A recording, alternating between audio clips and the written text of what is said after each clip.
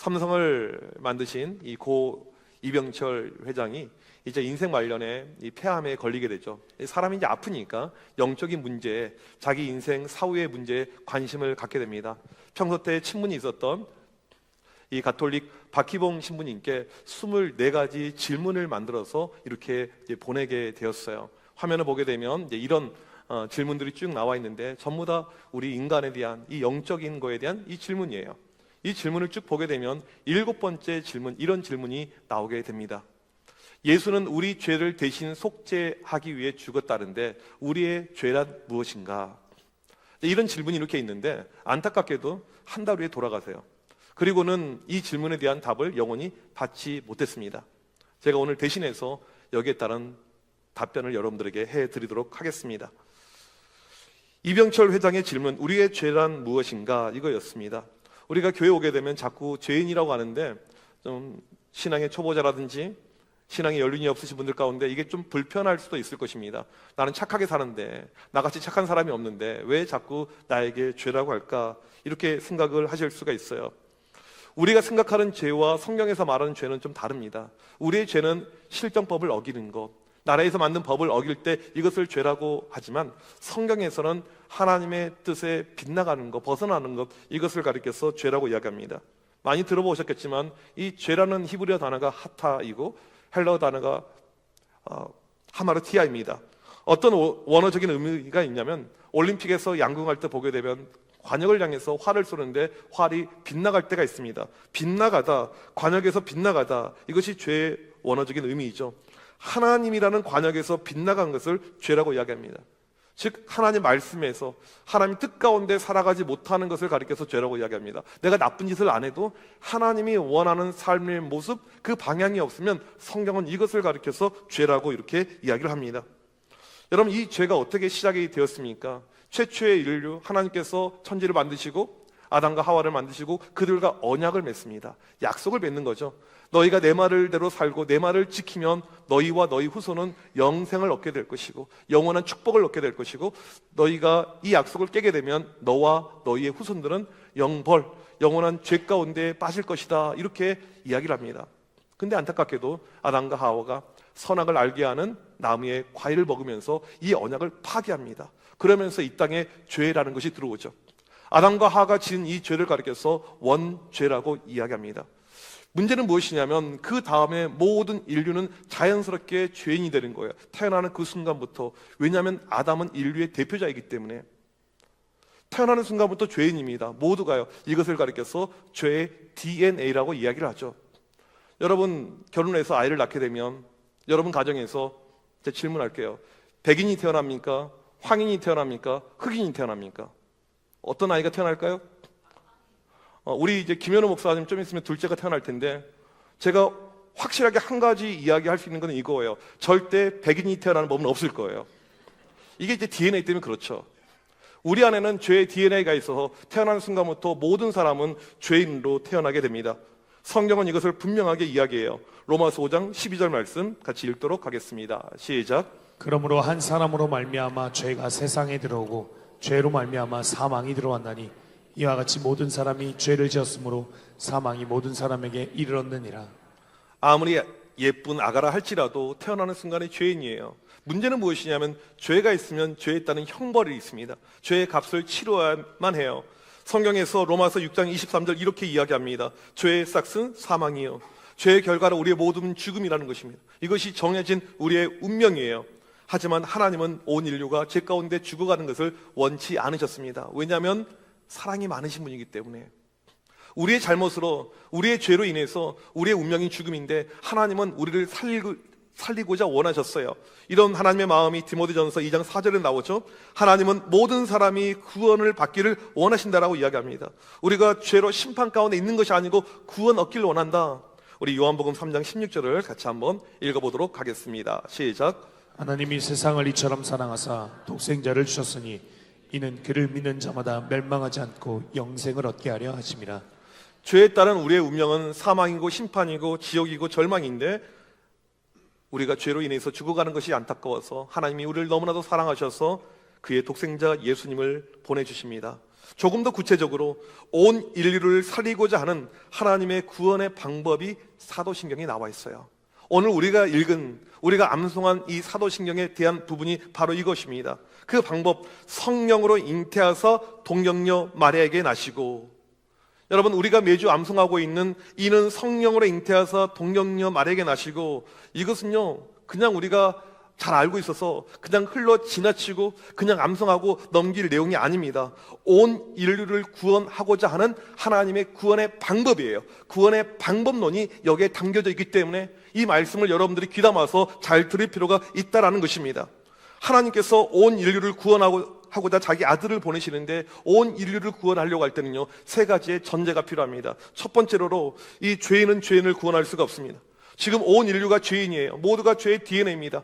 죄인은 죄인을 구원할 수가 없습니다. 왜요? 죄의 값을 치료하니까요. 죄 없는 사람만이 죄값을 대신 치를 수가 있는 것입니다. 그래서 두 번째로, 반드시 죄가 없는 분이 필요합니다.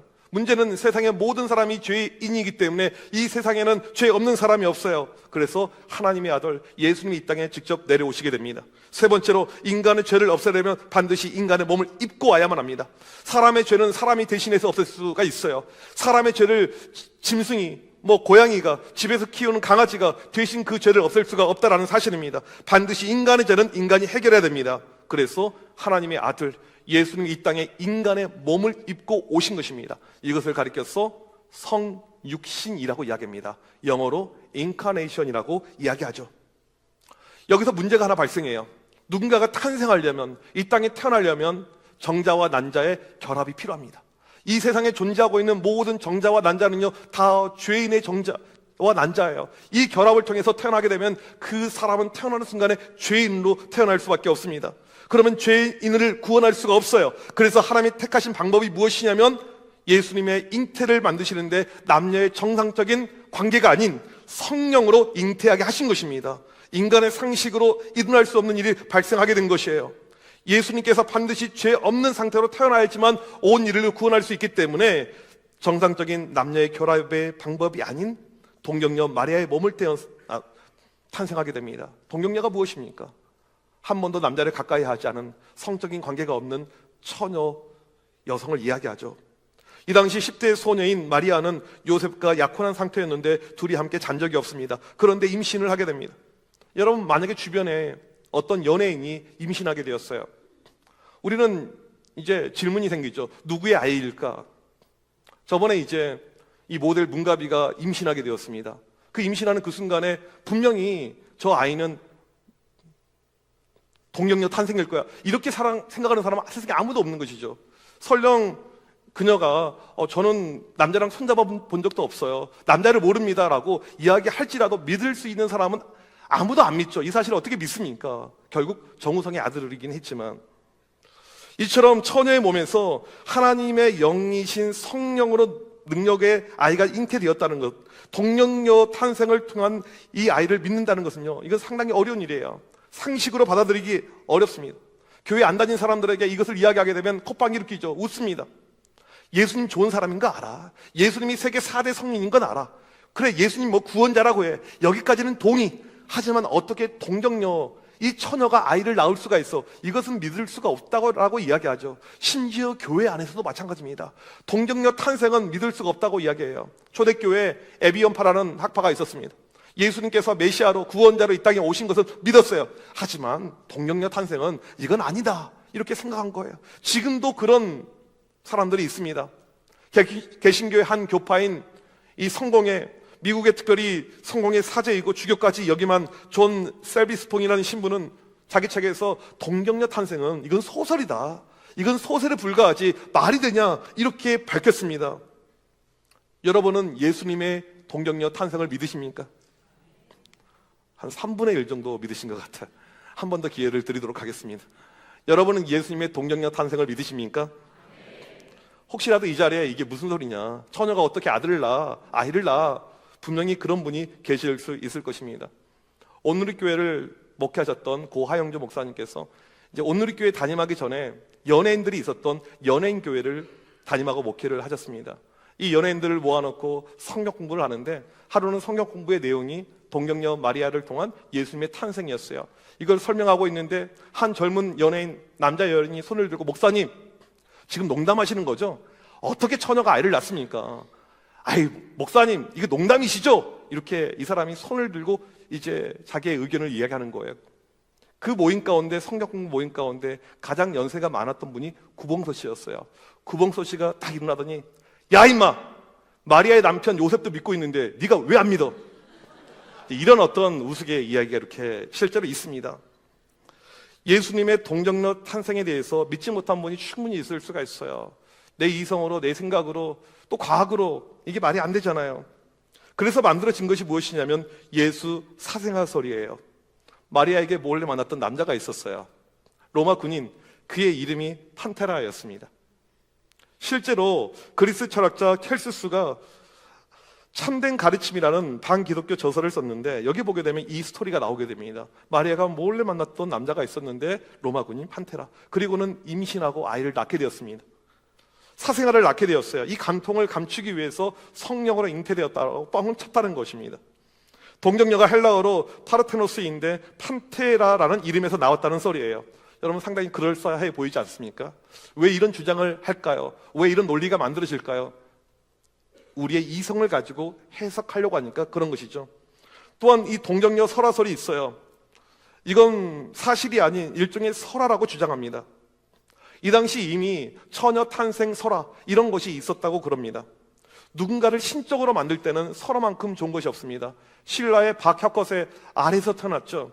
고구려의 주명을 보게 되면 신인 해모수와 강물의 신인 하백의 딸 유아사의 알로 역시 태어났습니다. 남녀의 관계없이 충분히 알로 만들어진 이런 존재들이 신학 가운데 존재하고 있어요. 예수도 그렇게 태어났다라는 것입니다. 이것을 주장하는 대표적인 사람이 도올 김영옥이에요. 여러분 왜 이런 주장이 나옵니까? 동정녀 탄생은 말도 안 된다라는 우리의 이성, 우리의 생각이 그 안에 있기 때문에 그렇다는 것입니다. 그렇다면 예수님 당시에 살던 사람들은 예수님의 이 동정녀 탄생을 어떻게 생각하고 믿었을까요? 마가복음 6장 3절을 같이 한번 읽어보도록 하겠습니다. 시작. 이 사람이 마리아의 아들 목수가 아니냐? 야고보와 요셉과 유다와 시몬의 형제가 아니냐? 그 누이들이 우리와 함께 여기 있지 아니하냐 하고 예수를 배척한지라. 그 당시 동네 사람들이 예수님의 동정녀 탄생을 믿었습니까? 안 믿었습니까? 아무도 안 믿었어요. 믿을 수가 없는 거죠. 그냥 마리아와 요셉 사이에 태어난 아들이다라고 그렇게 사람들은 생각했습니다. 하지만 오늘 우리가 알아야 될 중요한 내용은 예수님께서 동정녀 마리아 몸에서 성령으로 잉태되어야지만이 우리가 구원에 이를 수 있다는 사실입니다. 이 내용 없이는 우리는 구원을 받을 수가 없어요. 이성과 과학으로 납득이 되냐 안 되냐의 문제가 아닙니다. 이것은 우리의 믿음의 문제예요. 사도신경 첫 시간에 그런 이야기를 드렸어요. 우리의 믿음이란 것은 창세기 1장 1절을 믿어야지 믿음으로 갈 수 있다는 것입니다. 태초에 하나님께서 말씀 한마디로 천지를 창조하셨습니다. 이 우주와 지상에 있는 모든 것을 말씀 한마디로 다 만드셨어요. 이 전지전능하신 하나님께서 여자의 몸, 처녀의 몸에서 아이를 잉태케 하는 것은요, 일도 아니라는 것이죠. 능력이 많으신 하나님께서 이런 일을 하실 수 있는 것은요, 하나님께서는 너무너무 쉬운 일이라는 것입니다. 하나님께서 우리를 구원하기 위해서 예수님을 성령으로 동정녀에게 잉태시켰는데 여러분 이 프로젝트는요 매우 일찍 가동이 됩니다. 언제부터? 인류가 죄를 짓자마자. 여러분 창세기 3장에 보게 되면 인류에게 죄가 들어옵니다. 선악을 알게 하는 그 열매를 먹으면서 죄가 시작이 돼요. 죄의 결론이 무엇입니까? 죽음이고 사망이에요. 하나님께서 이것을 막으려고 처음에 성경이 시작하자마자 이 구원의 프로젝트를 우리에게 보여주고 있습니다. 그게 창세기 3장 15절 말씀입니다. 다 같이 읽어보도록 하겠습니다. 시작. 내가 너로 여자와 원수가 되게 하고 내 후손도 여자의 후손과 원수가 되게 하리니 여자의 후손은 내 머리를 상하게 할 것이요 너는 그의 발꿈치를 상하게 할 것이니라 하시고. 여기서 말하는 여자의 후손은 예수님을 이야기합니다. 나중에 한 여성의 몸에서 아이가 태어날 때인데 그 아이가 사탄의 권세를 무찌르고 온 인류를 구원 가운데 인도할 것이다. 여러분 이 내용을 창세기 3장에서 이야기하고 있습니다. 하나님의 엄청난 구원의 프로젝트가 인류의 타락과 동시에 진행된 것을 알 수가 있습니다. 하나님께서 정말 중요한 메시지, 정말 중요한 내용을 이야기할 때는요, 일찍 이야기를 하고요, 미리 예언해서 선자를 통해서 미리미리 우리에게 알려주시는 특징을 알 수가 있습니다. 이사야 7장 14절 말씀 같이 읽도록 하겠습니다. 시작. 보라, 처녀가 잉태하여 아들을 낳을 것이요 그의 이름을 임마누엘이라 하리라. 예수님이 태어나기 무려 700년 전에 이 이야기를 해주셨어요. 나중에 처녀가 아이를 낳게 될 것인데 그 아이가 온 인류를 구원할 것이다. 매우 중요한 내용이니까 700년 전에 예언하고 있는 하나님의 구원의 프로젝트를 알 수가 있습니다. 드디어 때가 되어서 하나님께서 천사 가브리엘을 통해서 마리아에게 찾아가십니다. 너 임신할 거야. 얼마나 이 10대 여자아이가 놀랬겠어요. 남자랑 손잡아 본 적도 없는데 너 임신할 거야. 너를 통해서 온 인류를 구원할 예수가 태어날 것이야. 마태복음 1장 18절 말씀 우리 같이 한번 읽겠습니다. 시작. 예수 그리스도의 나심은 이러하니라. 그의 어머니 마리아가 요셉과 약혼하고 동거하기 전에 성령으로 잉태된 것이 나타났더니. 성경은 분명하게 말하고 있습니다. 죄 없는 하나님의 아들이 인간의 옷을 입고 구원하기 위해서 오신 유일한 방법이 동정녀 탄생이에요. 즉 우리를 구원할 수 있는 유일한 방법이 이것이라는 것입니다. 마리아를 통한 예수님의 탄생은 우리를 구원하고자 하는 하나님의 놀라운 프로젝트라는 것입니다. 한쪽에서는요, 이 마리아를 너무나도 귀하게 봐요. 충분히 귀하게 여겨지죠. 여러분 10대 여자아이예요. 남자가 누군지도 몰라요. 그런데 천사가 나타나서 뜬금없이 너 임신할 거야. 너 임신했어. 네 뱃속에 있는 아이가 예수님이야. 온 인류를 구원할 거야. 우리 같으면 무서워서 도망갈 거잖아요. 근데 이 마리아가 그것을 믿음으로 받아들이고 그 9달 동안 이 아이를 뱃속에서 잘 간직하면서 정상적인 분만을 하게 됩니다. 이 마리아의 믿음은요, 참 귀하고 특별해요. 근데 딱 여기까지인데 이것을 너무 특별하게 보는 경우가 있습니다. 특별히 가톨릭에서는 이 마리아를 가리켜서 성모라고 이야기합니다. 이 가톨릭에서 공식적으로 1854년 이 교황 바오 9세가 마리아는 원죄 없이 태어났다고 이야기하면서 마리아 무고서를 주장을 합니다. 교황 베네딕토 14세는 마리아는 우리처럼 썩어 죽어지지 않고 그녀의 아들 예수께서 마리아의 육체와 마리아의 영혼을 하늘로 직접 올려서 받았다. 마리아의 승천서를 주장해요. 자꾸 인간의 생각이 들어가게 되면 이것이 왜곡이 됩니다. 여러분, 예수님 동정녀를 통한 탄생에서 중요한 것은요, 마리아가 중요한 것이 아니고요, 하나님이 중요한 것입니다. 하나님께서 우리를 구원하기 위해서 선택한 방법이라는 것입니다. 사도신경에서 뭐라고 이야기합니까? 이는 성령으로 잉태하사 하나님이 하신 일이라는 것이죠. 사람의 일이 아니라는 것입니다. 남녀의 관계에 의해서 아이가 만들어진 것이 아니고 하나님이 초자연적으로 했다라는 것입니다. 예수님이 이 땅에 인간의 몸으로 태어나는 것, 예수님의 성육신은 바로 인간의 작품이 아닌 하나님의 작품이다. 우리를 향한 하나님의 놀라운 작품이다. 이것을 보여주고 있어요. 하나님의 구원이 작동이 되면, 하나님의 구원의 역사가 임하게 되면 인간의 부분은 하나도 없어지게 됩니다. 우리 각자를 향한 구원의 그림도 마찬가지예요. 우리의 구원 가운데 우리가 나서고 우리가 이야기할 수 있는 부분이 하나도 없습니다. 우리 요한복음 1장 12절 말씀 같이 읽어보도록 하겠습니다. 시작. 영접하는 자 곧 그 이름을 믿는 자들에게는 하나님의 자녀가 되는 권세를 주셨으니. 여러분, 우리가 예수님을 나의 구주로 영접할 때 하나님의 자녀가 되는 권세를 주었다라고 말씀하고 있습니다. 그 다음 말씀이 매우 중요한데 이것이 어떻게 이루어지냐면 혈통이나 육정이 아니라는 것입니다. 하나님이 하시는 건데, 쉽게 말하면 인간을 구원에 이르기 위해서 DNA가 아무런 의미가 없다는 거예요. 무슨 말이냐면 우리 아버지 믿음이 정말 좋았는데요, 우리 어머니 기도 많이 하셨는데요, 그거랑 여러분의 구원은 아무 상관없습니다. 심지어 여러분의 자녀의 구원과 여러분의 믿음은요 아무 상관이 없어요. 우리 아버지 목사인데요, 상관없어요. 우리 아버지 장로인데요, 아무 상관이 없습니다. 오직 하나님만이 구원에 있어서 작동하신다라는 것입니다. 최초의 인간, 한 인간의 죄로 말미암아 원죄가 만들어집니다. 그로 인해서 온 인류의 운명은 죽음이죠. 그런데 하나님께서 우리를 사랑하셔서 우리의 운명을 바꿔주기 위해서 하나밖에 없는 아들 예수님을 이 땅에 보내주셨습니다. 이것이 성육신이죠. 성육신의 방법이 무엇입니까? 성령으로 잉태돼 동정녀를 통해서 탄생하는 거예요. 성경은 이것을 한마디로 이렇게 정리해주고 있습니다. 로마서 5장 17절 말씀 같이 읽도록 하겠습니다. 시작. 한 사람의 범죄로 말미암아 사망이 그 한 사람을 통하여 왕 노릇하였은즉 더욱 은혜와 의의 선물을 넘치게 받는 자들은 한 번 예수 그리스도를 통하여 생명 안에서 왕 노릇하리로다. 한 사람의 범죄, 아담의 범죄로 모든 인류가 사망 죽음 가운데 놓였는데 다른 한 사람, 예수님을 통해서 우리 모두가 생명 가운데, 구원 가운데, 영생 가운데 이런 것을 믿으시길 바랍니다. 예수님의 성육신, 동정녀 탄생은 온 인류를 구원하고자 하는 하나님의 유일한 방법이었습니다. 죄 없는 하나님이 인간이 되는 것, 이것 말고는 우리를 구원할 수 있는 방법이 없었다라는 것입니다. 믿음이 없었던 한 남성이 성탄절에 오랜만에 부인을 따라 교회에 가게 되었습니다. 그날 목사님의 설교가 예수님의 동정녀 탄생이었어요. 그 이야기를 하는데 이건 말이 안 되는 거잖아요. 그래서 콧방귀를 뀌면서 귓속말로 자기 부인에게 어떻게 처녀가 아이를 낳아, 말도 안 되는 소리를 하고 있네, 이렇게 이야기를 했어요. 그리고 예배가 끝나고 집에 가는데 한방눈이 펑펑 내리게 됩니다. 이제 문을 열고 집에 들어가려고 봤더니 이 자기 집 이 가든에 한쪽에 새들이 있는데 눈에 맞아서 이 새들이 너무 불쌍하게 있는 거예요. 어떤 새는 날개짓을 제대로 못할 정도로 너무 불쌍해 보여요. 새를 보는 순간에 불쌍히 여기는 마음이 들어서 이 새를 구출해주고 싶다. 새한테 모이를 가지고 다가갑니다. 근데 새들이 웬걸 더 도망을 가는 거예요. 나는 도와주고 싶은데, 나는 이 새들을 살려주고 싶은데 이 새들은 자꾸 도망을 가는 거예요. 그 순간에 이런 마음이 듭니다. 만약에 내가 만약에 새였다라면 성육신의 비밀을 그 순간에 깨닫게 되는 거예요. 하나님의 마음을 인간에게 알려줄 수 있는 유일한 방법은 하나님이 사람이 되는 것입니다. 이것 말고는 방법이 없었다는 거예요. 그 순간에 이분이 성육신의 비밀을 깨닫게 되었습니다. 하나님께서 우리 인간을 구원하실 유일한 방법은 자기 아들이 인간이 되는 것, 성육신이 답인 것입니다. 죄 없는 하나님께서 이 땅에 오셔서 우리를 구원하신 모습이 성령으로 잉태하사 동정녀 마리아에게 나신 것이죠.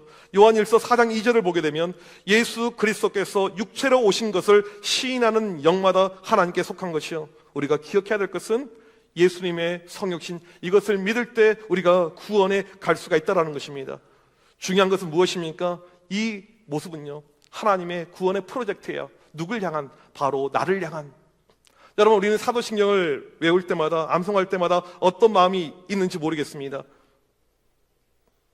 이는 성령으로 잉태하사 동정녀 마리아에게 나시고, 이는 성령으로 잉태하사 동정녀 마리아에게 나시고, 이것이 바로 하나님께서 우리를 향해서 사랑해 주신 사랑의 모습이라는 것입니다. 나를 구원하기 위해서, 나를 살리기 위해서 이 방법이 유일한 방법이었기 때문에 이 방법을 이용해서 나를 살리셨다. 이것을 느껴야 됩니다.